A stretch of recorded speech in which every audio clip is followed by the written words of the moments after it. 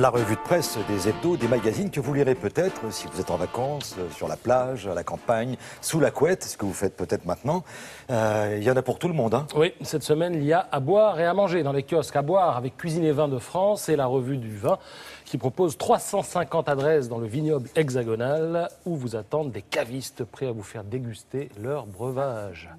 À manger avec Bistrot ou encore 750 grammes où figurent toutes les recettes de l'été, à moins que vous ne préfériez vous rabattre sur Maxi Cuisine qui se propose de mettre du soleil dans votre assiette cette saison. À cela, Le Point ajoute un supplément d'intelligence, car ce n'est pas tout de se nourrir, encore faut-il bien le faire en évitant le piège dressé par les princes du marketing et des étiquettes mensongères, mais le plat de résistance, je l'ai trouvé ailleurs, je l'ai trouvé dans Society, qui nous emmène à la découverte d'un drôle d'endroit. Mais d'abord, une question, quelle est la capitale de la Birmanie? Vous avez 3 secondes.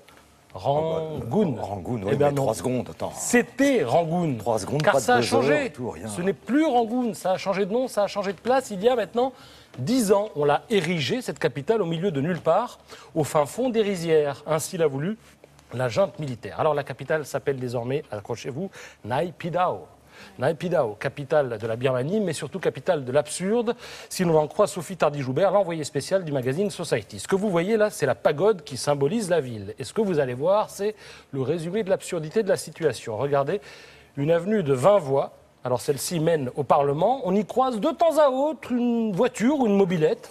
Et vous remarquerez qu'il n'y a pas de panneau de signalisation, pas besoin, parce que vu que quand un véhicule est dans les parages, on le voit arriver à 2 km. Alors oui, Naypyidaw est une ville vide, 70 fois, je dis bien 70 fois la superficie de Paris pour 1 million d'habitants. Alors pourquoi la junte a-t-elle créé cette ville? Mystère.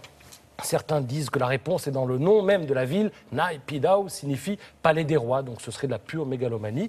D'autres estiment que c'est une tradition birmane, parce que par 3 fois déjà dans l'histoire, des rois de Birmanie ont déplacé la capitale après avoir consulté leur astrologue. Et alors d'autres certifient que la junte a tout simplement voulu se mettre à l'abri. Les généraux se méfient des étudiants, des moines, de tout le monde. Et en déplaçant évidemment la capitale, eh bien, ils éloignent le danger. En tout cas, si vous voulez visiter Naypyidaw, c'est possible. J'espère que je le prononce bien. On y trouve des hôtels de luxe. Alors il y a de la place, hein, c'est pas sold out. Il y a même un parc où figurent les grandes villes et les principaux monuments du pays en miniature, comme vous le voyez. Donc voilà, quand vous serez sur place, ça évitera les déplacements inutiles. Voilà. Merci beaucoup, Patrice.